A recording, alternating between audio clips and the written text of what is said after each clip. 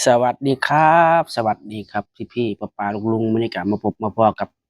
ช่องบ่าวเสิร์ชชาแนลอีกคือเก่าคือเดิมพี่น้องเอ้ยพี่น้องเอ้ยมื้อนี้ก็บ่าวเสิร์ชก็จะพาป้าพาลุงพา FC ทุกผู้ทุกคนพาพ่อแม่พี่น้องมากินข้าวมาเด้อมากินข้าวนำบ่าวเสิร์ชพี่น้องเอ้ยมื้อนี้บ่าวเสิร์ชกันกับข้าวบ่าวเสิร์ชก็แกงบักหมี่พี่น้องเอ้ยออมบักหมี่นะครับผมออมบักหมี่ครับออมขนุนพี่น้องเอ้ยภาษาไทยก็ขนุนเนาะแม่นบ่พี่น้องเนาะแต่ภาษาลาวก็บักหมี่เนาะพี่น้องเนาะ มาเด้อพี่น้องมากินข้าวน้ำบาเสิร์ฟมาแซ่บๆน้ำบาเสิร์ฟพี่ๆป้าๆลุงๆอาเอ๋ยน้อง14ทุกคนทุกหูทุกคนฝั่งไทยฝั่งลาวฝั่งต่างประเทศพี่น้องเอ้ยมาผู้ใดยังบ่ได้กินก็แวะมาเด้อพี่น้องเด้อบาเสิร์ฟสิลงมือได้บัดนี้นะเว้าหลายก็บ่อิ่มพี่น้องเอ้ยเวลามันแฮ่งจอจันเข้ามาแกงมักมี่ใส่หมูพี่น้องเอ้ยใส่กระดูกหมูกระดูกอ่อนมาพี่น้องมาเดี๋ยวบ่ถึงเดี๋ยวหมดเวลาก่อนนี่อื้อฮือนุ่ม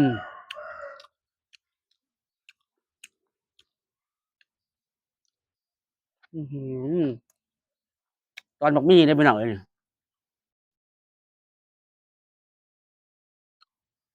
อืมอืมอืมโอ้ยมีลูกโดดนำลูกโดดรอลูกโดดนี่ลูกโดดอืมกินอยู่2เม็ดมึงนี่มีแฮงยาวเลยอืมแกงบักมี่อ้อมบักมี่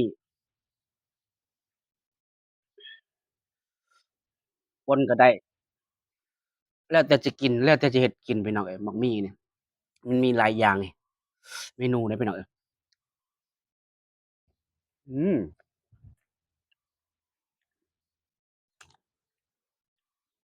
อ้อมใส่ข้าวเบื่อแซ่บๆ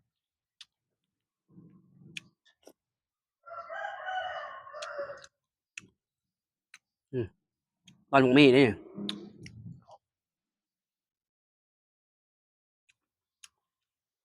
นี่คือกระดูก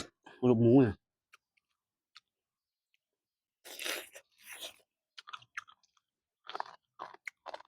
อืม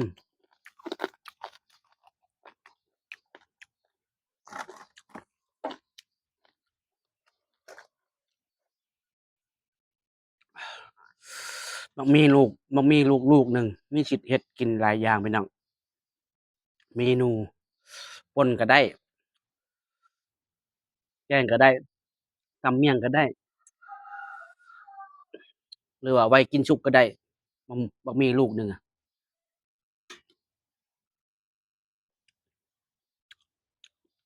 อันนี้บ่เชิดแกงอ่อม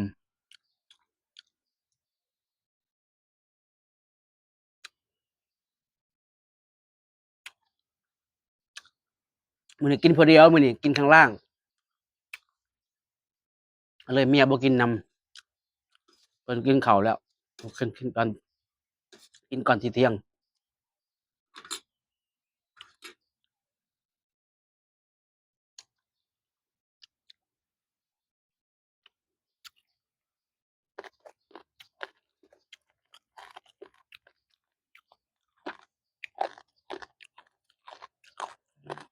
ลูกอ่อน FC พ่อแม่พี่น้องถ้าอยากให้บ่เชิดเฮ็ดคลิปอะไรเฮ็ดคลิปหยังก็สามารถคอมเมนต์มาได้พี่น้องเนาะช่วยหน่อยเด้อช่วยเด้อช่วยบ่เชิดหน่อยเด้อ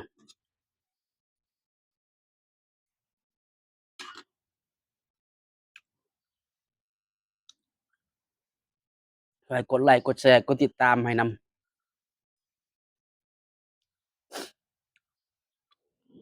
ลูกกำพร้าคนนี้สิบ่มีสิทธิ์ โด่งดังนำหมู่เนี่ยบ่สิบ่มีสิทธิ์มีชื่อเสียงนำโลก social นี่บ่พี่น้องเอ้ยก็ฝากด้วยเด้อฝากกดไลก์กดติดตามกดแชร์กดคอมเมนต์อยากให้บ่เสิร์ชทำคลิปอะไร อยากให้บ่เสิร์ชแสดงความคิดเห็นจังใดอืมฝากกดไลค์กดติดตามให้นำอืม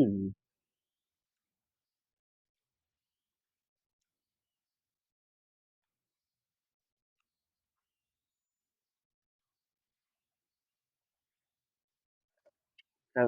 ถ้าพี่น้องเห็นแต่คลิปกินอย่างเดียวว่าเบื่อรำคาญอืมก็อยากคอมเมนต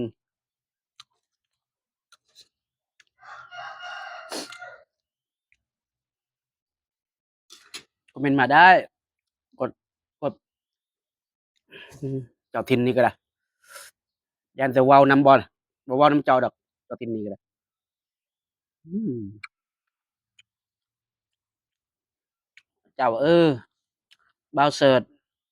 กินอย่างเดียวเบื่อบ่อยากเบิ่งแล้วบ่อยากรับชมแล้วคอมเมนต์มาได้แต่อยากให้บ่าวเสิร์ชไปเที่ยวไปเล่นข้างนอกแต่บ่าวเสิร์ชบ่ค่อยมีเงินนะพี่น้องบ่ค่อยมีเงินบ่ค่อยมีจะตังค์พี่น้องเพราะว่าบ่าวเสิร์ชทำงานจันทร์ถึงอาทิตย์เลยพี่น้อง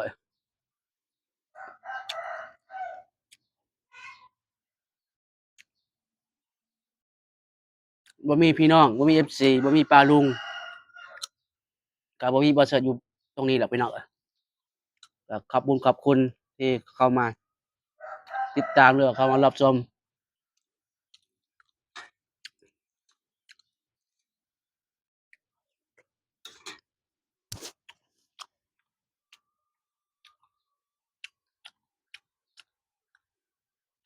จะบ่มีสิทธิ์โด่งดังกับหมู่แล้วบ่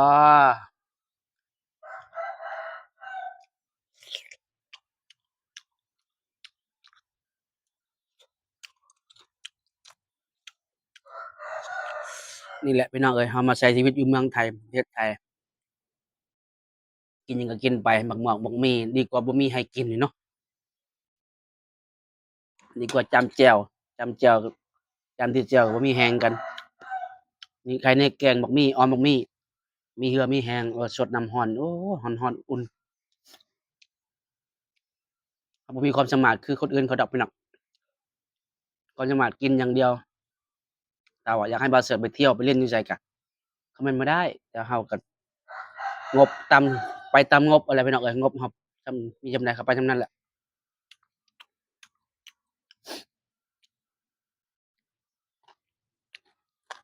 ถ้าอยากให้บ่าวเสิร์ชทำคลิปกินแบบคอมเมนต์มาได้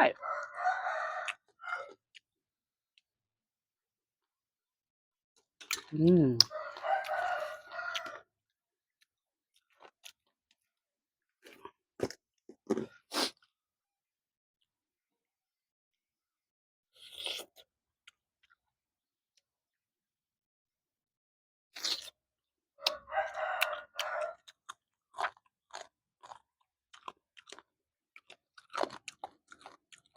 เพราะว่าคอนเทนต์น่ะโอ้ยบ่มีความสามารถแล้วมีเฮามีความสามารถ